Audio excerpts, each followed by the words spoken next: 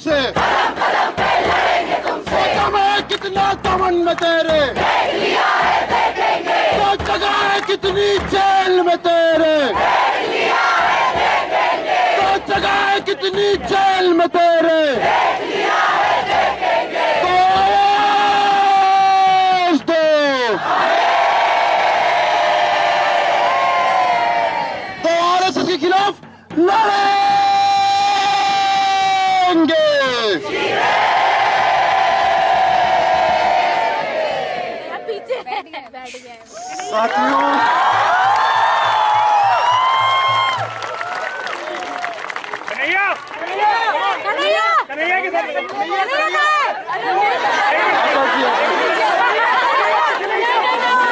साथियों, साथियों,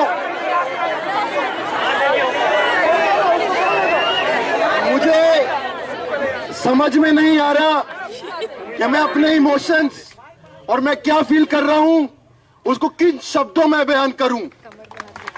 आज अगर पिछला 1.5 महीना मैं पलट के देखता हूं, अभी तक I have not been able to, because things have happened so fast that every day I am thinking what actually happened and I have been trying to make sense and that process is still continuing. लेकिन एक चीज जो बिल्कुल सही साफ शब्दों में यहां पता है, और एक बात मैं बोलना चाहूंगा कि अगर इस सरकार को लग रहा था, आरएसएस को लग रहा था कि वो हम कुछ लोगों को प्रोफाइल करके, विछंड करके हम लोगों को तोड़ सकती है, हम लोगों के आंदोलन को तोड़ सकती है, हम लोगों के एकता को तोड़ सकती है, और सबसे जरूरी हम लोगों के हौसलों को तोड़ सकती है, तो वो कितने बड़े मुगालते में थे उसका एग्जाम्पल आज हमको यह देखने को मिल रहा है। आज मैं आप सब लोगों के बीच में खड़ा होके 1.5 महीने पहले से ज्यादा अपने आप को स्ट्रॉन्ग फील कर रहा हूं, और ये हमारे आंदोलन की एक बहुत बड़ी जीत है। साथियों, हम लोगों को धारा 124A के तहत अंदर किया गया, सेडिशन अंग्रेजी में बोलते हैं। उनको बताना चाहेंगे, हमको इस बात का कोई दुख, कोई शर्म नहीं है कि हमको इस धारा 124A के अंदर बंद किया गया। We are proud of the fact that we were booked under a law in which the great freedom fighters of our country and after that several people, वो सारे लोग जो सत्ता को जिन्होंने हमेशा क्वेश्चन किया है, जो जनता के आंदोलनों में जुड़े रहे हैं, चाहे वो विनायक सेन हो, चाहे वो अरुंधति रॉय हो, चाहे वो प्रोफेसर शेख शौकत हो, हमारा नाम उन लोगों के साथ जुड़ा इस बात कि हमको we feel very proud of that fact. Comrade president Kanhaiya ने एक बात बहुत अच्छी बोली, सेडिशन, धारा 124 है, अंग्रेजी में सेडिशन होता है, हिंदी में देशद्रोह नहीं राजद्रोह होता है। और आज का जो ये मोदी राज है, आज का जो ये फाशिस्ट राज है, आज का ये जो जनता विरोधी, दलित विरोधी, आदिवासी विरोधी, अल्पसंख्यक विरोधी, महिला विरोधी, किसान विरोधी, मजदूर विरोधी, इंसान विरोधी, जनता विरोधी,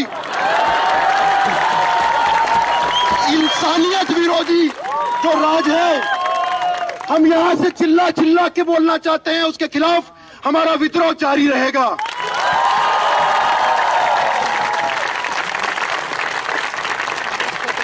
एक और चीज सोचने वाली बात है, 1860 का एक लॉ हमारे खिलाफ यूज किया।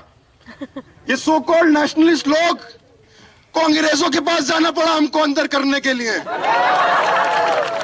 मतलब भगत सिंह ने बोला था भूरे अंग्रेज, इनके बारे में ही बोला था शायद। साथियों, अगर साफ शब्दों में मैं बोलूं तो इस बात का भी कोई शर्म नहीं है, कोई दुख नहीं है कि हम लोग कुछ दिन जेल में बंद थे। आज क्रिमिनल्स तो वो हैं जो पावर में हैं, जेल में तो वो हैं जो उस पावर का विरोध कर रहे हैं। कौन है जेल में? आप अगर थोड़ा डेमोग्राफी देखें तो आपको जेलों के अंदर की जो तादाद है वो दिख जाएगा। अगर आप मारुति के मजदूर हैं जो अपने यूनियन की बात कर रहे हैं, तो आपको जेल के पीछे डाल दिया जाएगा। अगर आप छत्तीसगढ़ या झारखंड के आदिवासी हैं जो अपने जल जंगल जमीन की बात कर रहे हैं, तो उनको जेलों में डाल दिया जाएगा।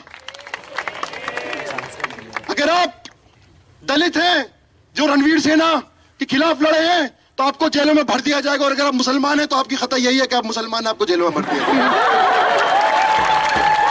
और इस सब के बाद वो लोग जो इन लोगों के साथ खड़े होते हैं, civil liberties activist, democratic rights activist, उनको भी जेलों में भर दिया जाएगा। हमको भी जेलों में भर दिया गया कुछ दिन, कोई बात नहीं, बाहर आ गए हैं। और जितने और लोग जो सत्ता का विरोध करते हुए जेलों के अंदर गए हैं, उन सब की लड़ाई को हम आने वाले दिनों में मुकम्मल अंजाम तक पहुंचाएंगे। साथियों, इस लड़ाई में हमने बोला कि आज हमारे देश में फ्रीडम ऑफ एक्सप्रेशन खतरे में है। मैं अग्री नहीं करता, मैं डिसएग्री करता हूं। कहां है फ्रीडम ऑफ एक्सप्रेशन खतरे में?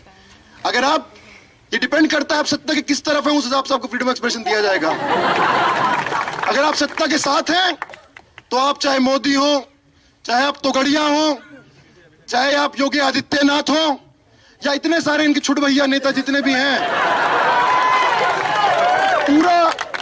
पूरा फ्रीडम ऑफ एक्सप्रेशन है हमारे सामने। हमारे देश में बाला साहब ठाकरे का भी हमारे सामने एग्जाम्पल है, जो खुले आम ये बोलते थे कि democratic rights activist, human rights activist को स्टेन गन से मार देना चाहिए, मुसलमानों को मार देना चाहिए।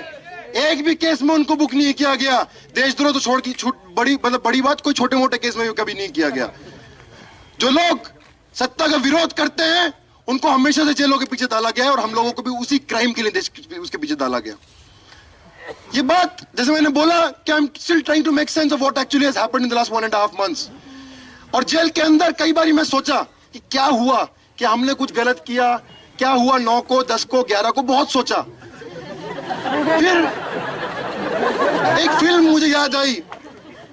एक फिल्म है जो 1973 में चिले में पिनोशे का कू हुआ था, उस पर फिल्म बनी मिसिंग कोस्टा गावरस का। उस फिल्म में एक डायलॉग है, there is an American who comes to Chile at that time, whose son goes missing, and that American, a middle class corporate guy who comes to Chile at that time when the coup is happening, वो एक चिले के आदमी से पूछता है कि मेरे बेटे ने तो कुछ किया ही नहीं था, उसको गायब क्यों हो गया? वो बोला, तुम अमेरिका वालों की यही प्रॉब्लम है, तुमको लगता है कुछ करना पड़ता है जब जेल में जाते हैं।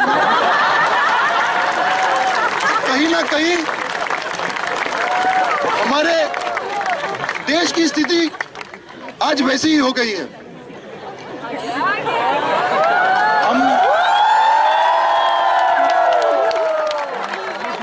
हम लोग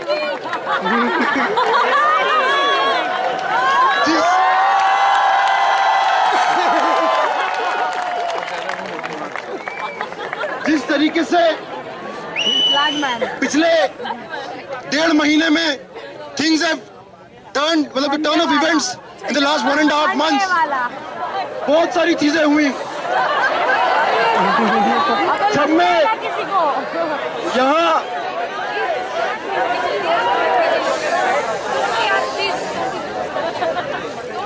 1.5 महीने में जिस तरीके से बहुत सारी घटनाएं हुई हैं, मुझको बोला गया था कुछ दिनों पहले कि मैं जैसे मोहम्मद में हूं।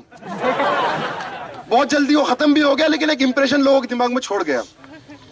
लेकिन मजेदार बात यह है कि ये मीडिया ट्रायल प्रोफाइलिंग 23 फरवरी को जब हम लोगों ने सरेंडर किया, उसके बाद भी चलता रहा। वो चीज हर दिन एक नई स्टोरी लिंक प्लांट की जा रही थी, और हर दिन एक स्टोरी नई उनका बर्स्ट होता था, एक और नई स्टोरी लेकर आते थे। एक इंसिडेंट मैं शेयर करना चाहूंगा। 22 फरवरी का दिन है, सुबह का वक्त, हम लोग 21 फरवरी की रात में आए थे वापस जेएनयू।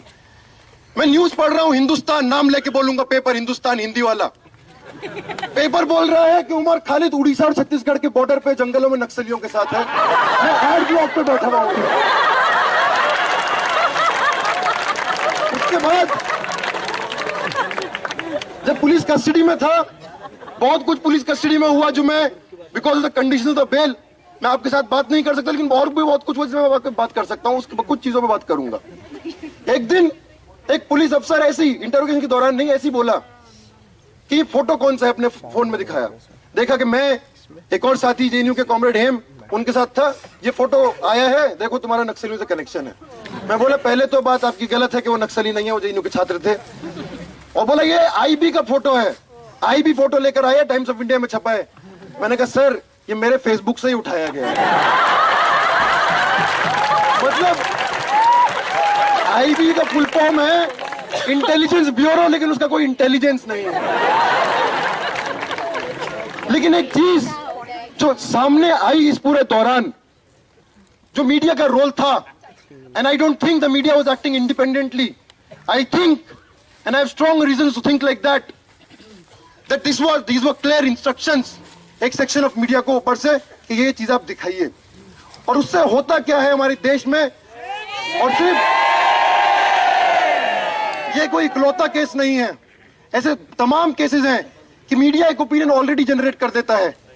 आप एक्सपेक्ट करेंगे कि पुलिस इन्वेस्टिगेशन करेगा और उसके बाद वो मीडिया को इंफॉर्मेशन देगा, जो मीडिया प्ले करेगी। यहाँ उल्टा होता है, मीडिया ट्रायल करता है, उसके बाद जाके पुलिस को इंफॉर्मेशन देता है, उस आधार पे पुलिस आपका इंटरोगेट करती है और उस तरीके उस आधार पे इन्वेस्टिगेशन होता है।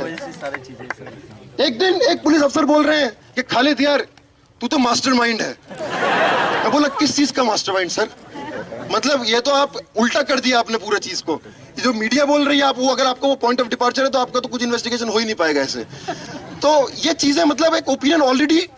और एक चीज जो बार बार समझ में आई, लास्ट टाइम जब मैं यहाँ आया था तो एक बात बोली थी कि पिछले 7 साल में I did not consider myself as a Muslim, neither did I project myself as a Muslim in this campus, but still I was projected as an Islamist terrorist.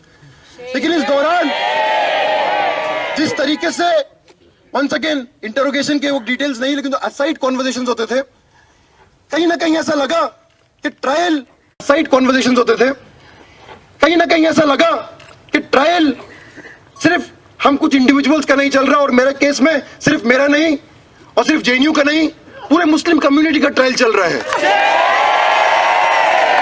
इस तरीके से बातें करी जाती थी, इस तरीके से बातें बोली जाती थी। ये बोला जाता था कि आप जिस तरीके से फ्रेम होती थी, you have to prove, giving examples of this president Abul Kalam and many other people, कि वो लोग पेट्रियोटिक मुस्लिम्स थे, अब तुम अपना पेट्रियोटिज्म प्रूव करो। बार बार इस तरीके से चीजें फ्रेम की जाती थी। और मुझे एक चीज, जो एक सवाल मेरे दिमाग में बार बार आया, क्या मैं जिस तरीके से अपना अभी तक डिफेंस पेश कर रहा था कि नहीं मैं तो प्रैक्टिसिंग मुस्लिम नहीं हूं, मैंने तो ऐसा नहीं करा, is it actually helping the case? What if I was a practising Muslim? What if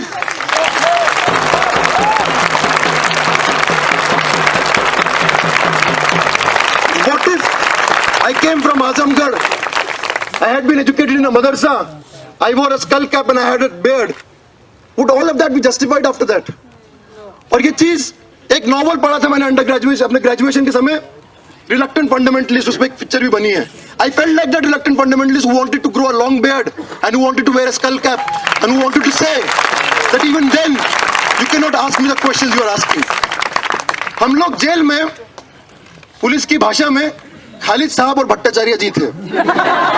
तो खालिद साहब, खालिद मियां, खालिद भाई was a suspect who had to prove his patriotism.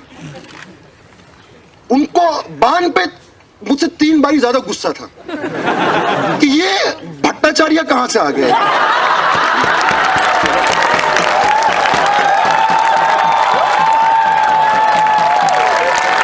मतलब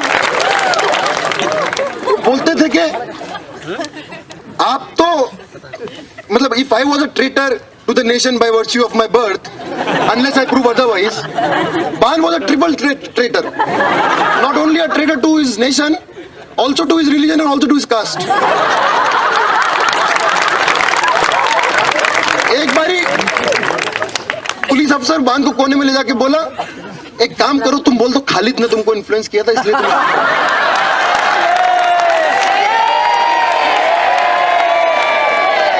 तो ये सारी चीजें आज, मतलब ये कोई इकलौता केस नहीं है। इस तरीके से बहुत सारी चीजें उस पूरे दौरान मैंने सोची।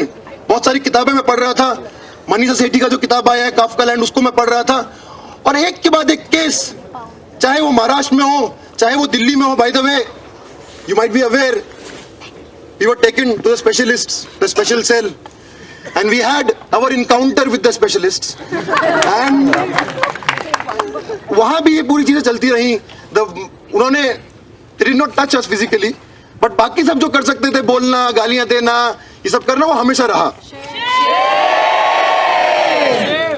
ये सब हम लोगों ने इस पीरियड में we have been through all of this.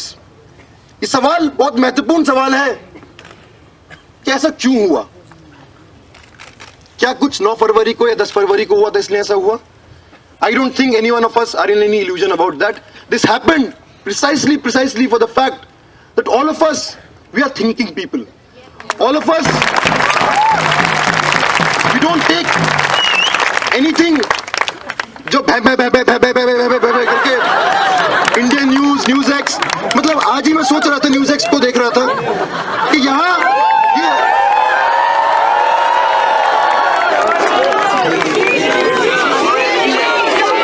Jail में नहीं आता था, जेल में नहीं आता था, नहीं वो जेल में नहीं आता था, अच्छी बात थी, थोड़ा मेंटल स्टेबिलिटी रहता था, वो नहीं आता था. लेकिन ये न्यूज चैनल्स नहीं है, एक्चुअली में देखा जाए तो ये एंटरटेनमेंट चैनल जो थ्रिलर पेश कर रहे हैं. मतलब उसके बाद ऐसा हुआ, उसके बाद ऐसा हुआ. मैं एक दिन न्यूज में पढ़ रहा हूँ, वहां एक पेपर में प्रेमिका के दबाव में किया खालिद ने surrender.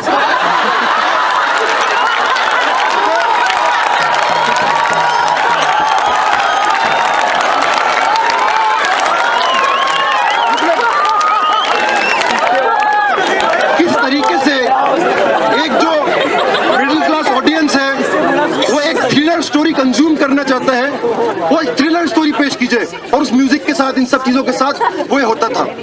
In coming back to the point I was making, we were targeted because we think and we do not take anything that is given to us just like that. We question, we interrogate, we debate, we dissent, we are JNU, which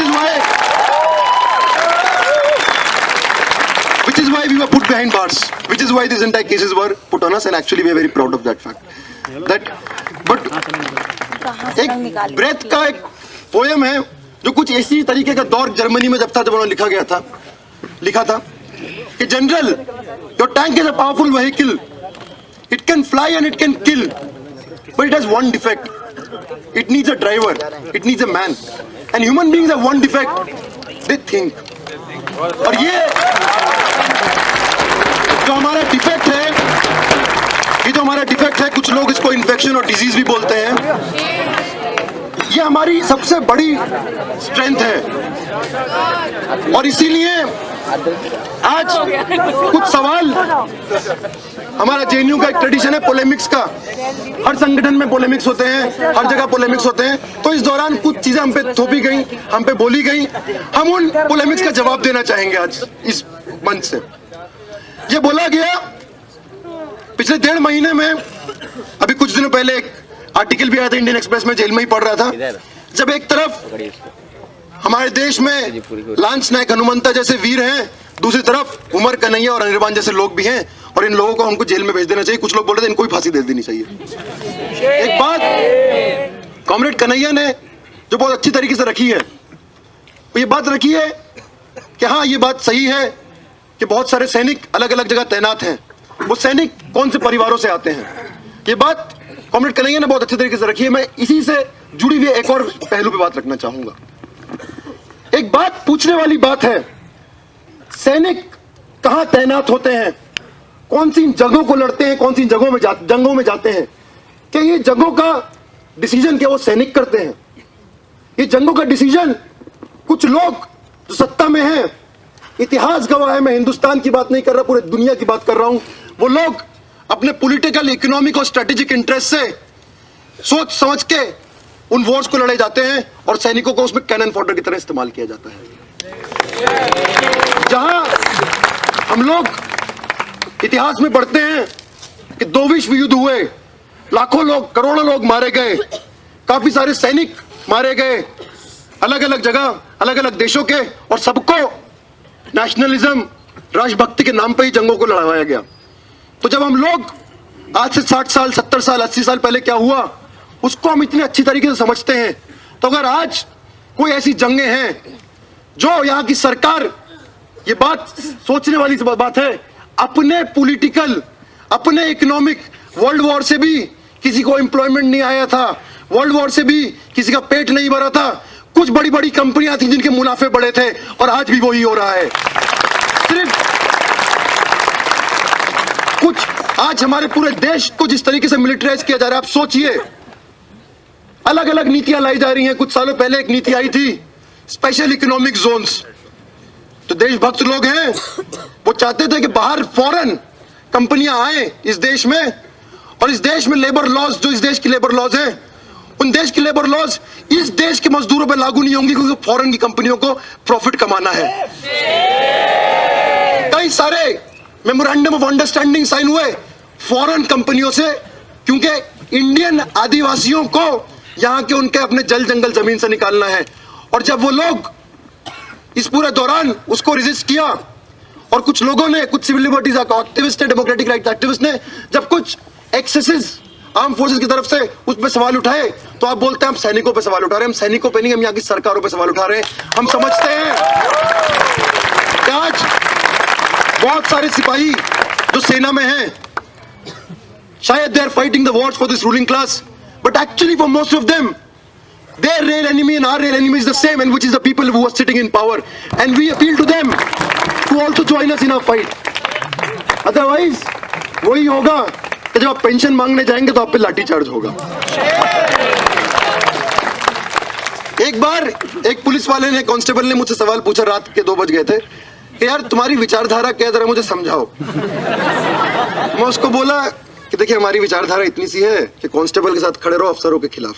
तो उधर एक अफसर खड़ा था, वो सुन रहा था, बोला देखो जेएनयू के लोग, भाई यहाँ यूनियनबाजी मत करो।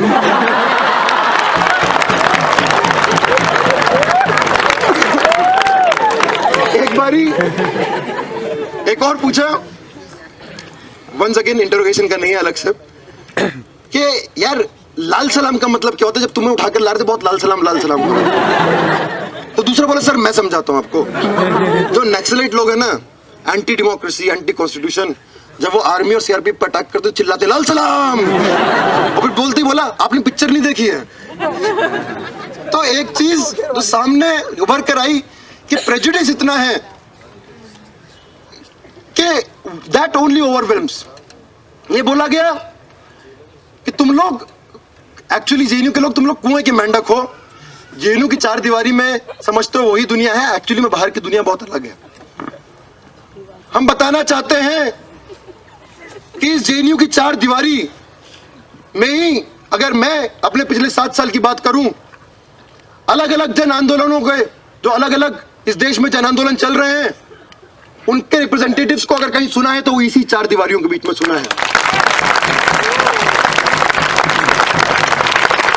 अगर मुझको पता है कि तेलंगाना, छत्तीसगढ़ और उड़ीसा में एक डैम बन रहा है, पोलावरम डैम, जिसमें 400 गांव, आदिवासी गांव विस्थापित होने वाले हैं, तो वह मुझको इस यूनिवर्सिटी की वजह से ही पता चला है।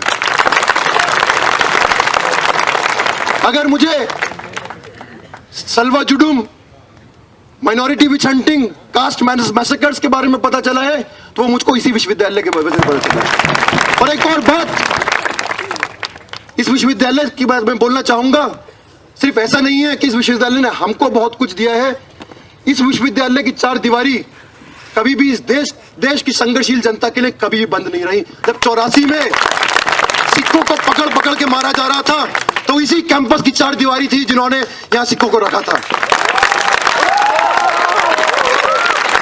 और ये इस कैंपस का, यहाँ के छात्र आंदोलन का इतिहास है। साथियों, जिस तरीके से हमारे देश में एक वातावरण पैदा किया जा रहा है, शायद गांधी जी के 3 बंदर थे, मोदी जी के भी 3 बंदर हैं। पहला, जितना बुरा हो रहा है मत देखो। दूसरा, जितना बुरा बोला जा रहा है मत सुनो, एहसान जाफरी भी फोन करे जब भी मत सुनो।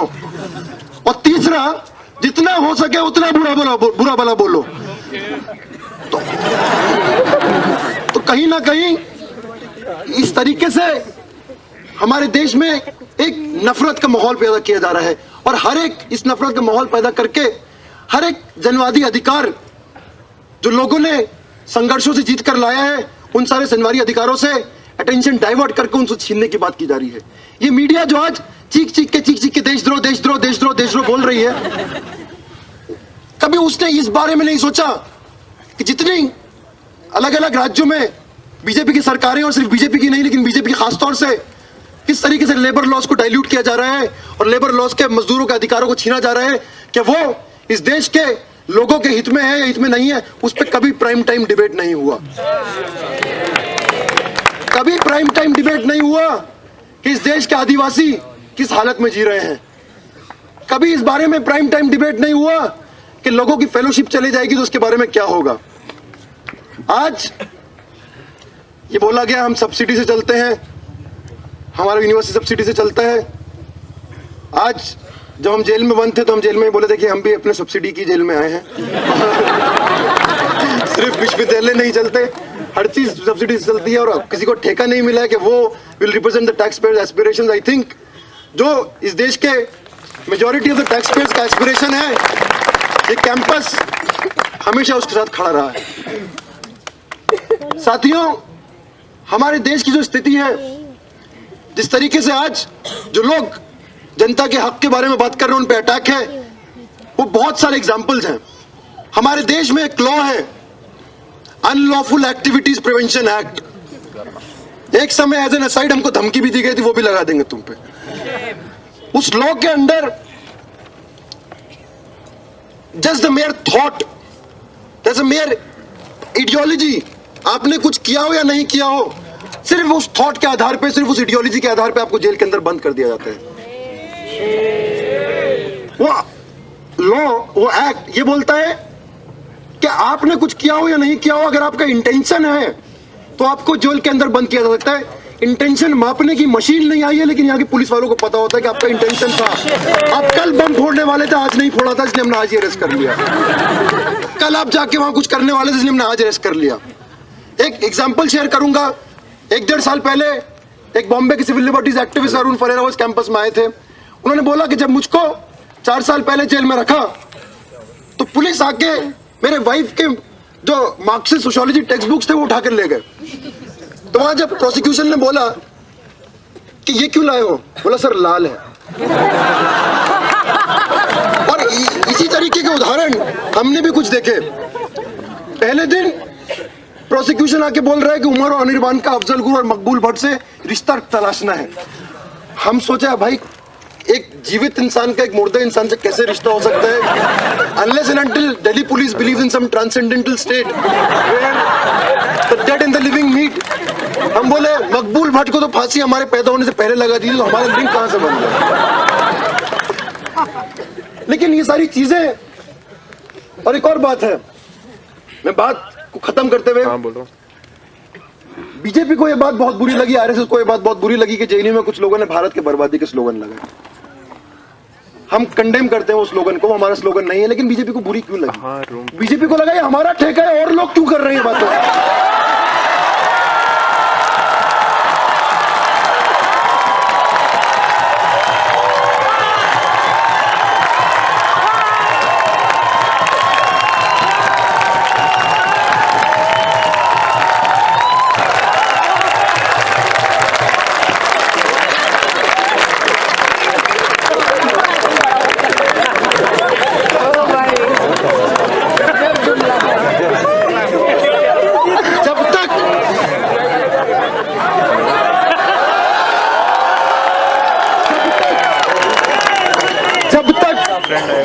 इस देश में भाजपा और आरएसएस है, इस देश को कोई और बर्बाद नहीं कर सकता। हम इस देश की बर्बादी के लिए नहीं, इस देश की आबादी के लिए लड़ रहे हैं। लेकिन एक नारा तो जरूर रहेगा, और कुछ मीडिया वाले हैं तो उनको बोलूंगा, यहां जंग का मतलब संघर्ष है। भारत की नहीं, संघ की बर्बादी तक जंग रहेगी, जंग रहेगी।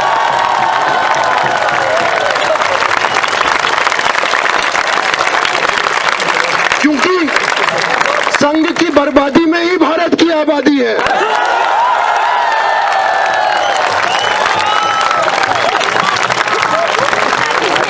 कल नरेंद्र मोदी वर्ल्ड सूफी फोरम को एड्रेस कर रहे थे, बोल रहे थे कि हम शांति के लिए, हम पीस के लिए खड़े हैं। हम अग्री करते हैं, आप मुर्दा घर की शांति के लिए खड़े हैं, आप कब्रिस्तानों वाली शांति, आप एक ऐसी शांति के लिए खड़े हैं जहां आप अपनी दमन ऑपरेसिव पॉलिसीज को देश भर में इंप्लीमेंट करें और लोग शांति से इसकी बात मान लें।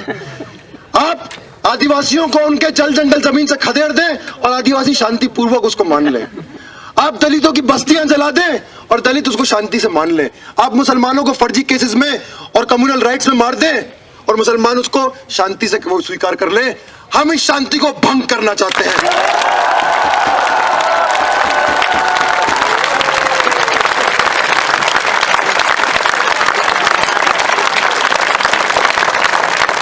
Because we believe anywhere in this world there can never be peace without justice, and we are fighting for all the people to establish that peace and that justice. साथियों, जिस तरीके से इंटिमिडेशन, थ्रेट्स, मारने की धमकी, आज मेरे परिवार को एक सिक्योरिटी मिला हुआ है क्योंकि अंडरवर्ल्ड से धमकियां आ रही थी। हमारे देश में बोलना, आवाज उठाना, मतलब ये it's a very serious thing. I want to point your attention to it can actually be fatal. People have been killed. There is an entire history in the 80s of civil liberties activists in Andhra Pradesh being killed because they spoke about the state repression. There is, हम भूले नहीं हैं शाहिद आजमी को, जिनको उनके संघर्ष के लिए उनको मार दिया गया, और ऐसे सैकड़ों लोगों को हम भूले नहीं हैं। अलग अलग तरीके से हमले किए जाते हैं, अलग अलग तरीके से बोला जाता है कि अगर आप ज्यादा बात करेंगे तो आपको जान से मार देंगे। मार्क्स ने बोला था, let life be dead but death must not be allowed to live. Today it's true that we may face consequences if we continue to speak up, but without speaking up it will be a morbid life. And let us assure the people, we want to assure the people in power, चाहे वो RSS हो, चाहे वो भाजपा हो, चाहे वो VHP हो, या इनका पूरा परिवार जिसको संघ परिवार बोलते हैं, उन सबको यह अश्योर करना चाहते हैं हर एक लड़ाई में सबसे आगे आप हमको पाएंगे। हर एक संघर्ष में अगर आपको लगा इसके बाद हम चुपचाप अपनी पढ़ाई करेंगे, हम चुपचाप अपने वापस लाइफ में चले जाएंगे, ऐसा नहीं होगा। आज आपने हमको पिछले 20 दिन 25 दिन में जेल में डाल के हम पे और बड़ी जिम्मेदारी हमारे कंधों पे दी है और हम उस जिम्मेदारी पर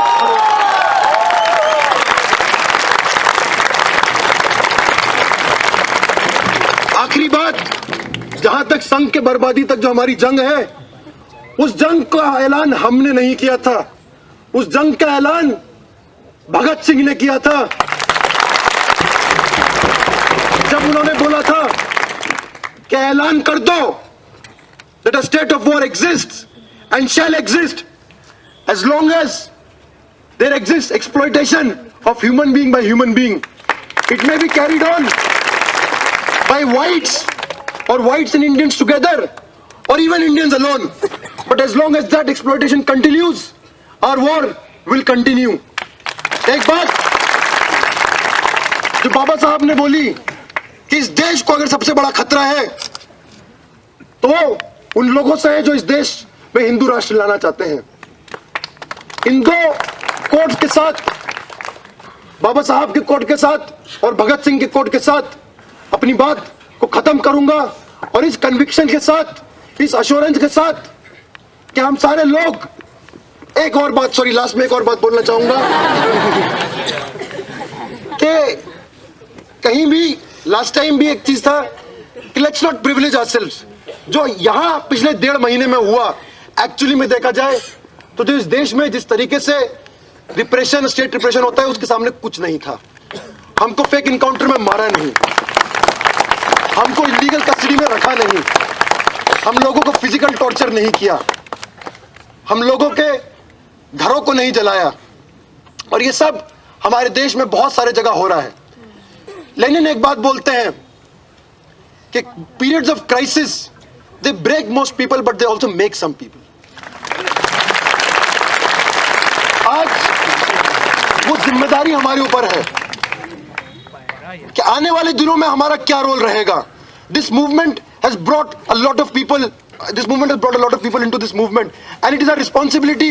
जब ये आंदोलन खत्म हो और ये आंदोलन आगे चलेगा, एक बहुत फैंसी नाम दिया है हाई लेवल इंक्वायरी कमेटी, वो उसके खिलाफ भी लड़ना है, सेडिशन चार्जेस को स्क्रैप कराने के लिए भी लड़ना है। और इस सारी लड़ाइयों के बाद भी जो एक ऐसा समाज बनाने की लड़ाई जहां वायलेंस, फिजिकल वायलेंस, किसी को मारना तो दूर की बात, एक इंसान दूसरे इंसान को थप्पड़ भी ना मार पाए, ऐसी सोसाइटी बनाने की लड़ाई को हम सबको अंजाम तक पहुंचाना है। इन शब्दों के साथ और इसी एश्योरेंस के साथ कि इस संघ गिरोह के खिलाफ, उसको निस्ता नाबूद करने के खिलाफ हमारी लड़ाई, हमारा संघर्ष जब तक अपने मुकम्मल उस पर नहीं पहुंच जाता, कल्मिनेशन में नहीं पहुंच जाता, हम सारे लोग इसी तरीके से कलेक्टिवली यूनाइटेडली लड़ते रहेंगे। शुक्रिया। इंकलाब जिंदाबाद, छात्र एकता जिंदाबाद, छात्र शिक्षक एकता जिंदाबाद, छात्र शिक्षक मजदूर एकता जिंदाबाद।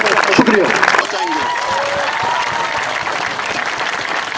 साथियों, इस लड़ाई में हमने बोला कि आज हमारे देश में फ्रीडम ऑफ एक्सप्रेशन खतरे में है।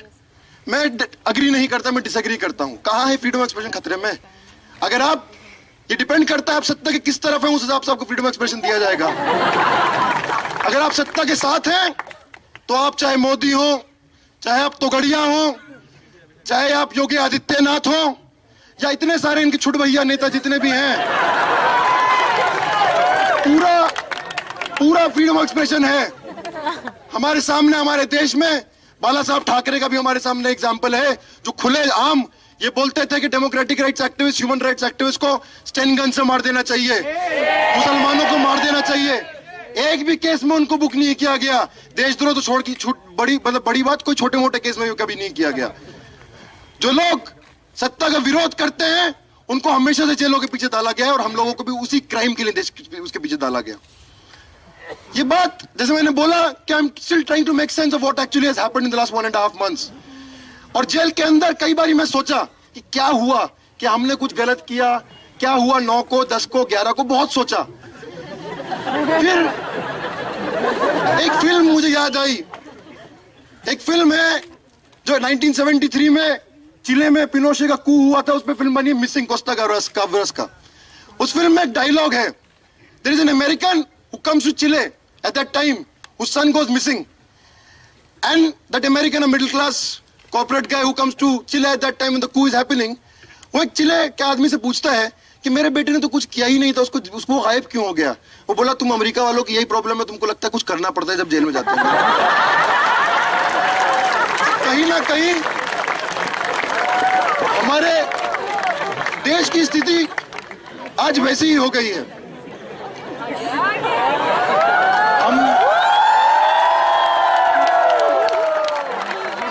हम लोग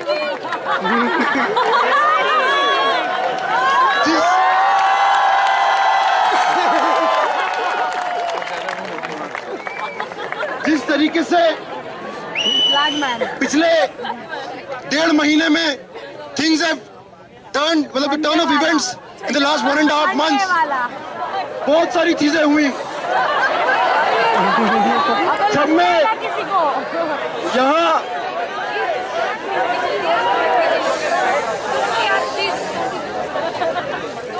1.5 महीने में जिस तरीके से बहुत सारी घटनाएं हुई हैं, मुझको बोला गया था कुछ दिनों पहले कि मैं जैसे मोहम्मद में हूं। बहुत जल्दी वो खत्म भी हो गया, लेकिन एक इंप्रेशन लोगों के दिमाग में छोड़ गया। लेकिन मजेदार बात यह है कि ये मीडिया ट्रायल प्रोफाइलिंग 23 फरवरी को जब हम लोगों ने सरेंडर किया, उसके बाद भी चलता रहा। वो चीज हर दिन एक नई स्टोरी लिंक प्लांट की जा रही थी, और हर दिन एक स्टोरी नई, उनका बर्स्ट होता था, एक और नई स्टोरी लेकर आते थे। एक इंसिडेंट मैं शेयर करना चाहूंगा। 22 फरवरी का दिन है, सुबह का वक्त, हम लोग 21 फरवरी की रात में आए थे वापस जेएनयू। मैं न्यूज पढ़ रहा हूं, हिंदुस्तान नाम लेके बोलूंगा, पेपर हिंदुस्तान हिंदी वाला। पेपर बोल रहा है कि उमर खालिद उड़ीसा और छत्तीसगढ़ के बॉर्डर पे जंगलों में नक्सलियों के साथ है। मैं हार्ड ब्लॉक पे बैठा हुआ हूं। उसके बाद जब पुलिस कस्टडी में था, बहुत कुछ पुलिस कस्टडी में हुआ जो मैं because of the conditions of bail मैं आपके साथ बात नहीं कर सकता, लेकिन और भी बहुत कुछ मैं बात कर सकता हूं। उसके कुछ चीजों पे बात करूंगा। एक दिन एक पुलिस अफसर ऐसी इंटरोगेशन के दौरान नहीं ऐसी बोला कि ये फोटो कौन सा है, अपने फोन में दिखाया, देखा कि मैं एक और साथी जेएनयू के कॉमरेड हेम उनके साथ था, ये फोटो आया है, देखो तुम्हारा नक्सलियों से कनेक्शन है। मैं बोला पहले तो बात आपकी गलत है कि वो नक्सली नहीं है, वो जेएनयू के छात्र थे। और बोला ये आईबी का फोटो है, आईबी फोटो लेकर आया, टाइम्स ऑफ इंडिया में छपा है। मैंने कहा सर ये मेरे फेसबुक से ही उठाया गया है। मतलब आईबी का फुल फॉर्म है इंटेलिजेंस ब्यूरो, लेकिन उसका कोई इंटेलिजेंस नहीं है। लेकिन एक चीज जो सामने आई इस पूरे दौरान, जो मीडिया का रोल था, and I don't think the media was acting independently, I think and I have strong reasons to think like that these were clear instructions एक सेक्शन ऑफ मीडिया को ऊपर से कि ये चीज आप दिखाइए। और उससे होता क्या है हमारे देश में, और सिर्फ ये कोई इकलौता केस नहीं है, ऐसे तमाम केसेस हैं कि मीडिया एक ओपिनियन ऑलरेडी जनरेट कर देता है। आप एक्सपेक्ट करेंगे कि पुलिस इन्वेस्टिगेशन करेगा और उसके बाद वो मीडिया को इंफॉर्मेशन देगा, जो मीडिया प्ले करेगी। यहाँ उल्टा होता है, मीडिया ट्रायल करता है, उसके बाद जाके पुलिस को इंफॉर्मेशन देता है, उस आधार पे पुलिस आपका इंटरोगेट करती है और उस तरीके उस आधार पे इन्वेस्टिगेशन होता है। एक दिन एक पुलिस अफसर बोल रहे हैं कि खालिद यार तू तो मास्टरमाइंड है। मैं बोला किस चीज का मास्टरमाइंड सर? मतलब ये तो आप उल्टा कर दिया आपने पूरा चीज को।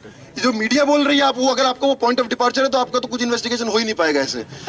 तो ये चीजें मतलब एक ओपिनियन ऑलरेडी। और एक चीज जो बार बार समझ में आई, लास्ट टाइम जब मैं यहाँ आया था तो एक बात बोली थी कि पिछले 7 साल में I did not consider myself as a Muslim, neither did I project myself as a Muslim in this campus, but still I was projected as an Islamist terrorist. लेकिन इस दौरान जिस तरीके से once again इंटरोगेशन के वो details नहीं, लेकिन तो असाइड कॉन्वर्सेशंस होते थे, कहीं ना कहीं ऐसा लगा कि ट्रायल असाइड कॉन्वर्सेशंस होते थे, कहीं ना कहीं ऐसा लगा कि ट्रायल सिर्फ हम कुछ इंडिविजुअल्स का नहीं चल रहा, और मेरे केस में सिर्फ मेरा नहीं और सिर्फ जेएनयू का नहीं, पूरे मुस्लिम कम्युनिटी का ट्रायल चल रहा है। इस तरीके से बातें करी जाती थी, इस तरीके से बातें बोली जाती थी। ये बोला जाता था कि आप जिस तरीके से फ्रेम होती थी, you have to prove, giving examples of this who was the president Abul Kalam and many other people, कि वो लोग पेट्रियोटिक मुस्लिम्स थे, अब तुम अपना पेट्रियोटिज्म प्रूव करो। बार बार इस तरीके से चीजें फ्रेम की जाती थी। और मुझे एक चीज, जो एक सवाल मेरे दिमाग में बार बार आया, क्या मैं जिस तरीके से अपना अभी तक डिफेंस पेश कर रहा था कि नहीं मैं तो प्रैक्टिसिंग मुस्लिम नहीं हूं, मैंने तो ऐसा नहीं करा, is it actually helping the case? What if I was a practicing Muslim? What if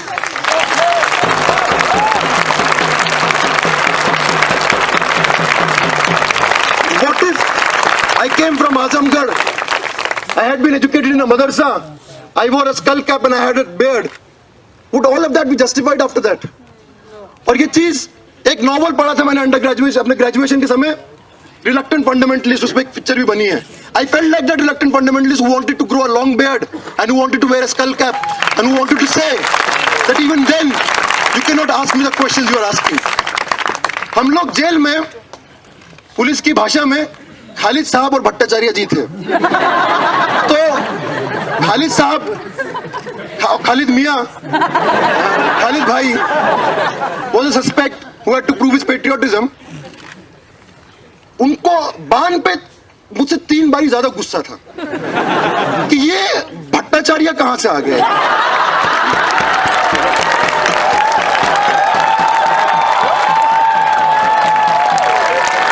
मतलब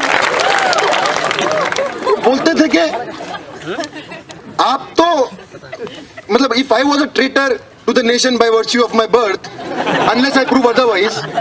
Ban was a triple traitor. Not only a traitor to his nation, also to his religion and also to his caste. एक बारी police अफसर बान को कोने में ले जाके बोला, एक काम करो, तुम बोल दो खालिद ने तुमको इन्फ्लुएंस किया था इसलिए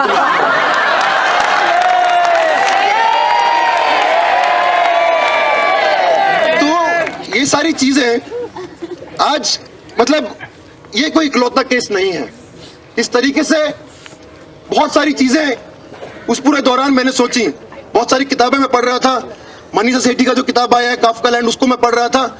और एक के बाद एक केस, चाहे वो महाराष्ट्र में हो, चाहे वो दिल्ली में हो. By the way, you might be aware, we were taken to the specialists, the special cell, and we had our encounter with the specialists, and वहां भी ये पूरी चीजें चलती रही.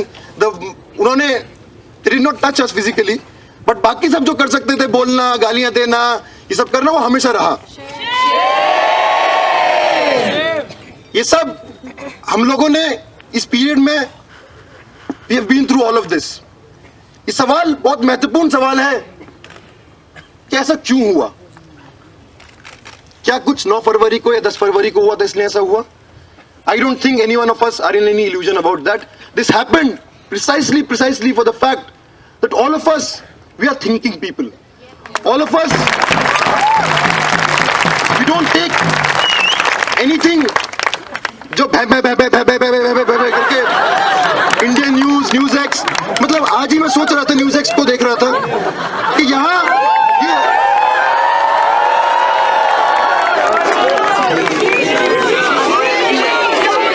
जेल में नहीं आता था. नहीं, वो जेल में नहीं आता था, अच्छी बात थी. थोड़ा मेंटल स्टेबिलिटी रहता था, वो नहीं आता था. लेकिन ये न्यूज चैनल्स नहीं है. एक्चुअली में देखा जाए तो ये एंटरटेनमेंट चैनल जो थ्रिलर पेश कर रहे हैं. मतलब उसके बाद ऐसा हुआ, उसके बाद ऐसा हुआ. मैं एक दिन न्यूज में पढ़ रहा हूँ, वहां एक पेपर में, प्रेमिका के दबाव में किया खालिद ने सरेंडर.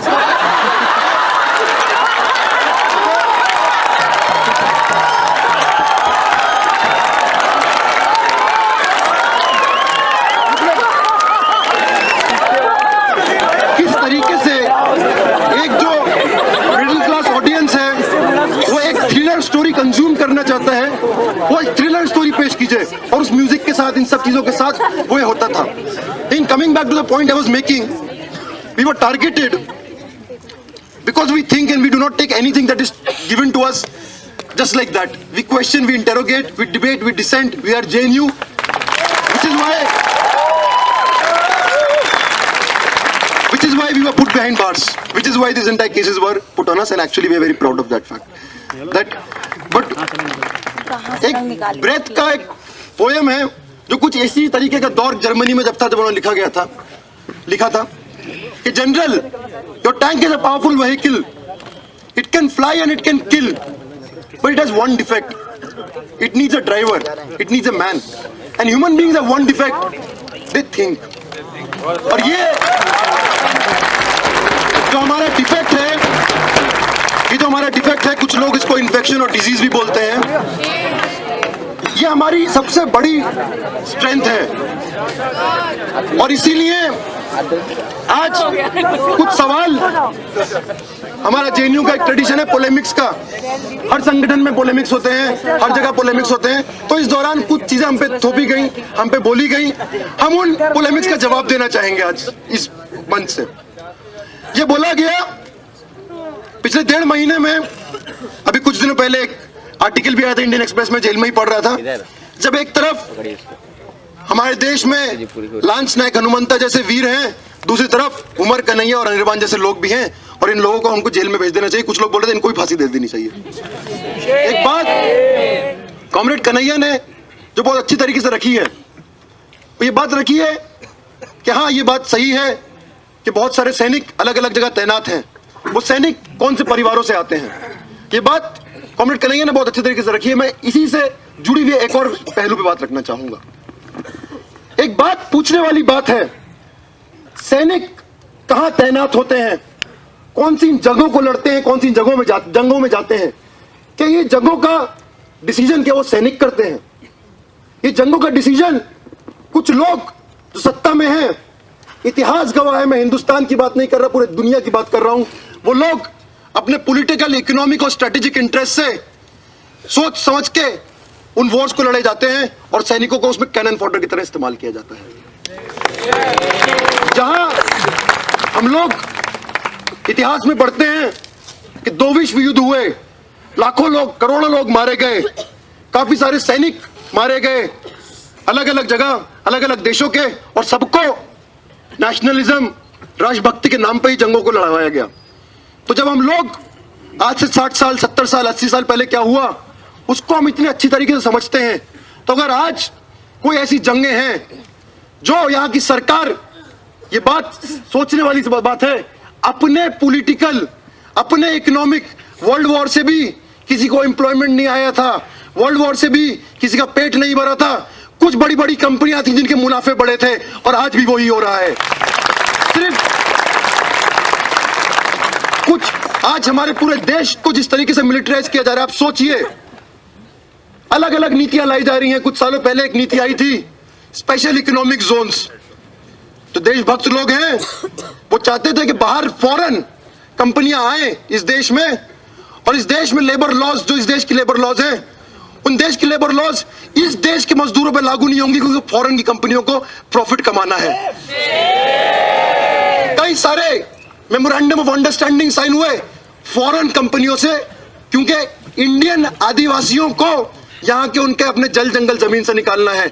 और जब वो लोग इस पूरे दौरान उसको रेजिस्ट किया, और कुछ लोगों ने, कुछ civil liberties activist, democratic right activist ने जब कुछ एक्सेसेस आर्म फोर्सेस की तरफ से उस पर सवाल उठाए, तो आप बोलते हैं हम सैनिकों पे सवाल उठा रहे हैं। हम सैनिकों पे नहीं, हम यहाँ की सरकारों पे सवाल उठा रहे हैं। हम समझते हैं कि आज बहुत सारे सिपाही जो सेना में हैं, शायद they are fighting the wars for this ruling class, but actually for most of them their real enemy and our real enemy is the same, and which is the people who are sitting in power, and we appeal to them to also join us in our fight. Otherwise वही होगा कि जब आप pension मांगने जाएंगे तो आप पे लाठी चार्ज होगा। एक बार एक पुलिस वाले ने, कांस्टेबल ने मुझसे सवाल पूछा, रात के 2 बज गए थे, कि यार तुम्हारी विचारधारा क्या है, जरा मुझे समझाओ। मैं उसको बोला कि देखिए हमारी विचारधारा इतनी सी है कि कांस्टेबल के साथ खड़े रहो अफसरों के खिलाफ। तो उधर एक अफसर खड़ा था, वो सुन रहा था, बोला देखो जेएनयू के लोग, भाई यहाँ यूनियनबाजी मत करो।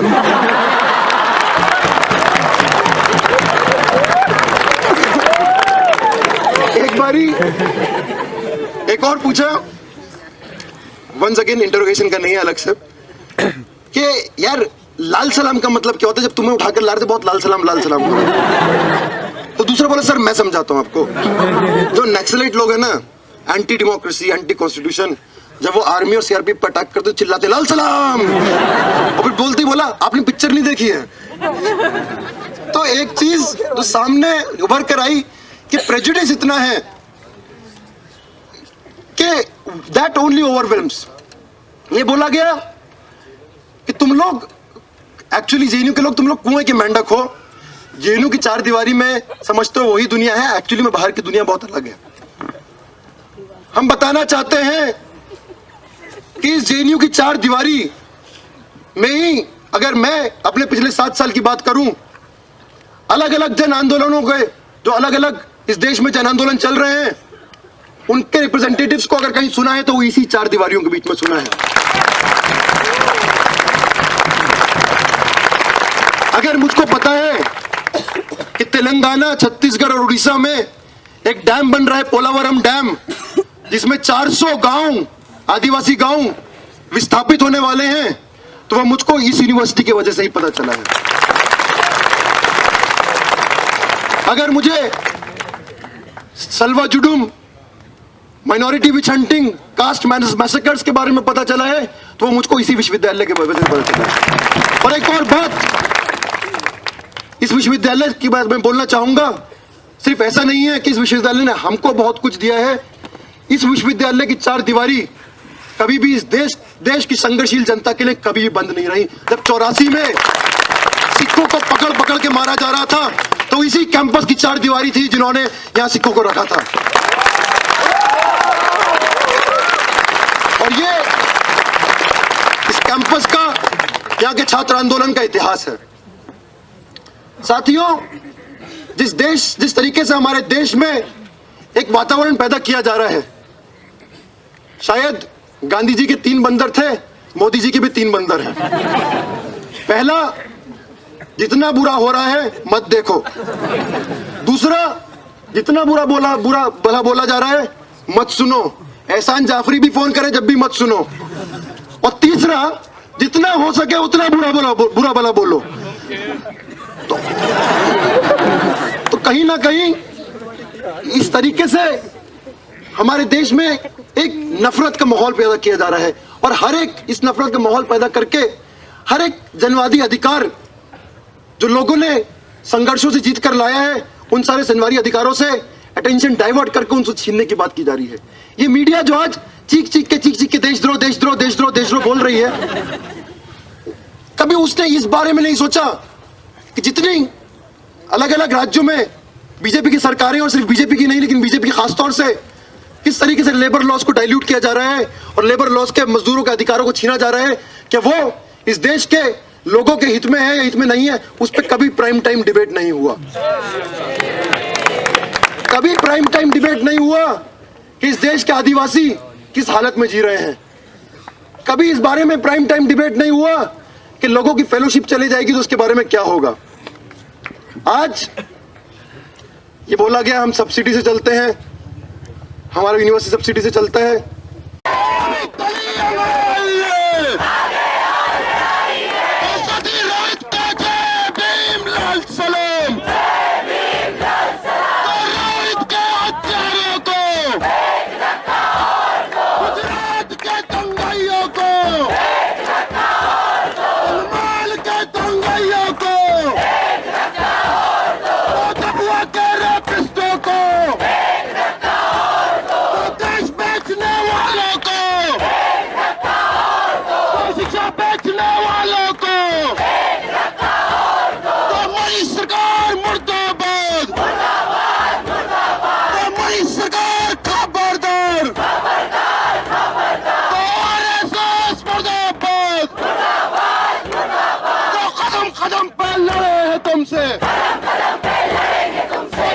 कितना दमन में तेरे,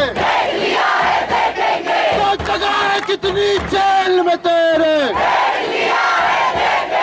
तो जगह है कितनी जेल में तेरे। तो आवाज दो, तो आरएसएस के खिलाफ लड़ेंगे।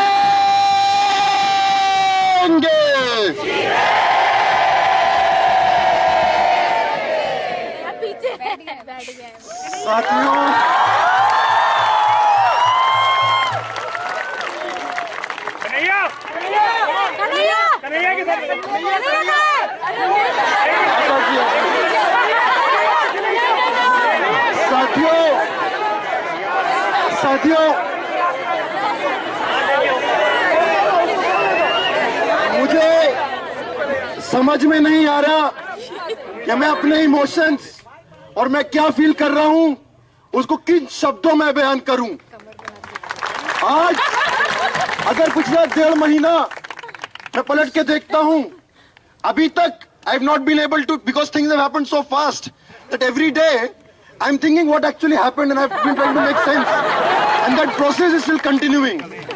लेकिन एक चीज जो बिल्कुल सही साफ शब्दों में यहां पता है, और एक बात मैं बोलना चाहूंगा कि अगर इस सरकार को लग रहा था, आरएसएस को लग रहा था कि वो हम कुछ लोगों को प्रोफाइल करके, विछंड करके हम लोगों को तोड़ सकती है, हम लोगों के आंदोलन को तोड़ सकती है, हम लोगों के एकता को तोड़ सकती है, और सबसे जरूरी हम लोगों के हौसलों को तोड़ सकती है, तो वो कितने बड़े मुगालते में थे उसका एग्जाम्पल आज हमको यह देखने को मिल रहा है। आज मैं आप सब लोगों के बीच में खड़ा होके 1.5 महीने पहले से ज्यादा अपने आप को स्ट्रॉन्ग फील कर रहा हूं, और ये हमारे आंदोलन की एक बहुत बड़ी जीत है। साथियों, हम लोगों को धारा 124A के तहत अंदर किया गया, सेडिशन अंग्रेजी में बोलते हैं। उनको बताना चाहेंगे, हमको इस बात का कोई दुख, कोई शर्म नहीं है कि हमको इस धारा 124A के अंदर बंद किया गया। We are proud of the fact that we were booked under a law in which the great freedom fighters of our country, and after that several people, वो सारे लोग जो सत्ता को जिन्होंने हमेशा क्वेश्चन किया है, जो जनता के आंदोलनों में जुड़े रहे हैं, चाहे वो विनायक सेन हो, चाहे वो अरुंधति रॉय हो, चाहे वो प्रोफेसर शेख शौकत हो, हमारा नाम उन लोगों के साथ जुड़ा इस बात कि हमको we feel very proud of that fact.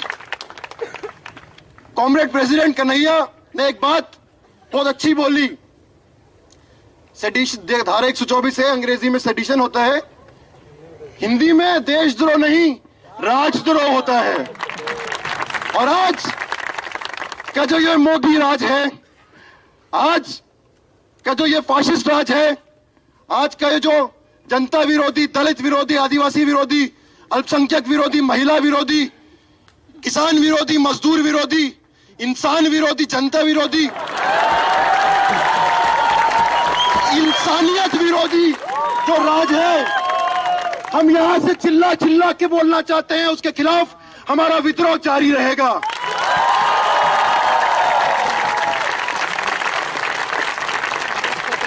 एक और चीज सोचने वाली बात है, 1860 का एक लॉ हमारे खिलाफ यूज किया।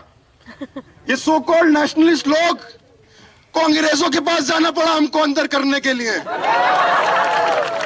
मतलब भगत सिंह ने बोला था भूरे अंग्रेज, इनके बारे में ही बोला था शायद। साथियों, अगर साफ शब्दों में मैं बोलूं तो इस बात का भी कोई शर्म नहीं है, कोई दुख नहीं है कि हम लोग कुछ दिन जेल में बंद थे। आज क्रिमिनल्स तो वो हैं जो पावर में हैं, जेल में तो वो हैं जो इस पावर का विरोध कर रहे हैं। कौन है जेल में? आप अगर थोड़ा डेमोग्राफी देखें तो आपको जेलों के अंदर की जो तादाद है वो दिख जाएगा। अगर आप मारुति के मजदूर हैं जो अपने यूनियन की बात कर रहे हैं तो आपको जेल के पीछे डाल दिया जाएगा। अगर आप छत्तीसगढ़ या झारखंड के आदिवासी हैं जो अपने जल जंगल जमीन की बात कर रहे हैं तो उनको जेलों में डाल दिया जाएगा। अगर आप दलित हैं जो रणवीर सेना के खिलाफ लड़े हैं तो आपको जेलों में भर दिया जाएगा। और अगर आप मुसलमान हैं तो आपकी खता यही है कि आप मुसलमान हैं, आपको जेलों में भर दिया जाएगा।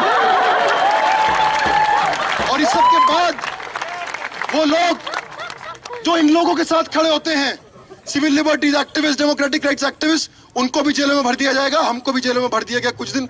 कोई बात नहीं, बाहर आ गए हैं। और जितने और लोग जो सत्ता का विरोध करते हुए जेलों के अंदर गए हैं, उन सब की लड़ाई को हम आने वाले दिनों में मुकम्मल अंजाम तक पहुंचाएंगे। आज जब हम जेल में बंद थे तो हम जेल में बोले थे कि हम भी अपने सब्सिडी की जेल में आए हैं। सिर्फ विश्वविद्यालय नहीं चलते, हर चीज सब्सिडी से चलती है और किसी को ठेका नहीं मिला है कि वो will represent the tax payers aspirations. I think जो इस देश के majority of the tax payers का एस्पिरेशन है, ये कैंपस हमेशा उसके साथ खड़ा रहा है। साथियों, हमारे देश की जो स्थिति है, जिस तरीके से आज जो लोग जनता के हक के बारे में बात कर रहे हैं, उन पे अटैक है, वो बहुत सारे एग्जांपल्स हैं। हमारे देश में एक लॉ है, अनलॉफुल एक्टिविटीज प्रिवेंशन एक्ट। एक समय एज एन असाइड हमको धमकी भी दी गई थी, वो भी लगा देंगे तुम पे। उस लॉ के अंदर just the mayor thought, that's a mayor ideology, आपने कुछ किया हो या नहीं किया हो, सिर्फ उस थॉट के आधार पे, सिर्फ उस आइडियोलॉजी के आधार पे आपको जेल के अंदर बंद कर दिया जाता है।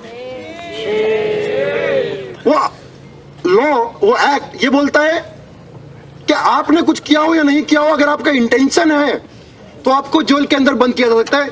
इंटेंशन मापने की मशीन नहीं आई है, लेकिन यहाँ की पुलिस वालों को पता होता है कि आपका इंटेंशन था। आप कल बम फोड़ने वाले थे, आज नहीं फोड़ा था, इसलिए हमने आज ही अरेस्ट कर लिया। कल आप जाके वहां कुछ करने वाले थे, इसलिए हमने आज अरेस्ट कर लिया। एक एग्जांपल शेयर करूंगा, एक 1.5 साल पहले एक बॉम्बे के civil liberties activist Arun Ferreira उस कैंपस में आए थे। उन्होंने बोला कि जब मुझको 4 साल पहले जेल में रखा तो पुलिस आके मेरे वाइफ के जो मार्क्सिस्ट सोशियोलॉजी टेक्स्ट बुक्स थे वो उठाकर ले गए। तो वहां जब प्रोसिक्यूशन ने बोला कि ये क्यों लाए हो, बोला सर लाल है। और इसी तरीके के उदाहरण हमने भी कुछ देखे। पहले दिन प्रोसिक्यूशन आके बोल रहा है कि उमर और अनिर्बान का अफजल गुरु और मकबूल भट्ट से रिश्ता तलाशना है। हम सोचा भाई एक जीवित इंसान का एक मुर्दे इंसान से कैसे रिश्ता हो सकता है? Unless and until Delhi police believes in some transcendental state where the dead and the living meet. हम बोले मकबूल भट्ट को तो फांसी हमारे पैदा होने से पहले लगा दी, तो हमारा लिंक कहां से बन गया? लेकिन ये सारी चीजें, और एक और बात है, मैं बात को खत्म करते हुए बोल रहा हूं, बीजेपी को ये बात बहुत बुरी लगी, आरएसएस को ये बात बहुत बुरी लगी कि जेएनयू में कुछ लोगों ने भारत के बर्बादी के स्लोगन लगाए। हम कंडेम करते हैं उस स्लोगन को, हमारा स्लोगन नहीं है, लेकिन बीजेपी को बुरी क्यों लगी? बीजेपी को लगा ये हमारा ठेका है, और लोग क्यों कर रहे हैं बातें?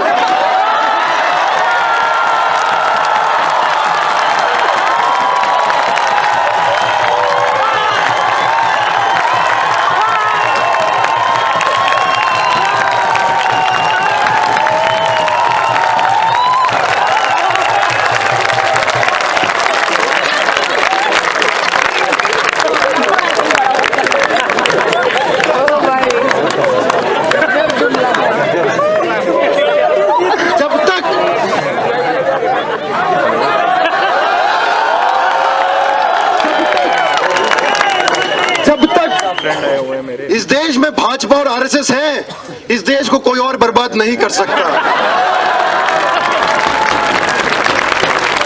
हम इस देश की बर्बादी के लिए नहीं, इस देश की आबादी के लिए लड़ रहे हैं।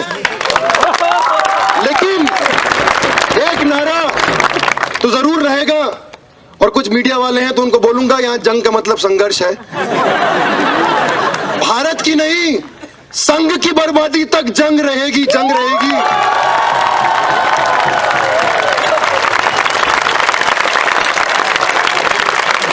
क्योंकि संघ की बर्बादी में ही भारत की आबादी है।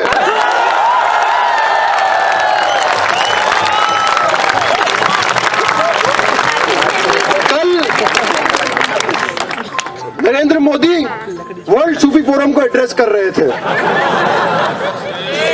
बोल रहे थे कि हम शांति के लिए, हम पीस के लिए खड़े हैं। हम अग्री करते हैं, आप मुर्दा घर की शांति के लिए खड़े हैं, आप कब्रिस्तानों वाली शांति, आप एक ऐसी शांति के लिए खड़े हैं जहां आप अपनी दमन ऑपरेसिव पॉलिसीज को देश भर में इंप्लीमेंट करें और लोग शांति से इसकी बात मान लें। आप आदिवासियों को उनके जल जंगल जमीन से खदेड़ दें और आदिवासी शांति पूर्वक उसको मान लें। आप दलितों की बस्तियां जला दें और दलित उसको शांति से मान लें। आप मुसलमानों को फर्जी केसेस में और कम्युनल राइट्स में मार दें और मुसलमान उसको शांति से स्वीकार कर ले। हम इस शांति को भंग करना चाहते हैं।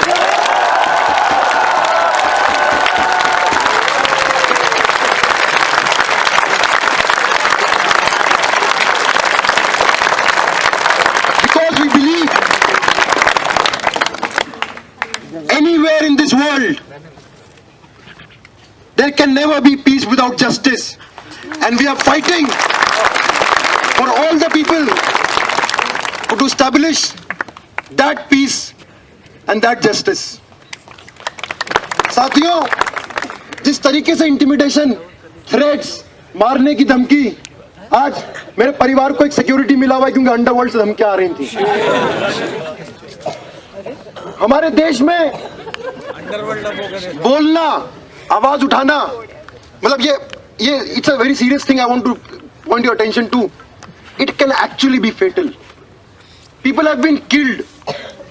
There is an entire history in the 80s of civil liberties activists in Andhra Pradesh being killed because they spoke about the state repression.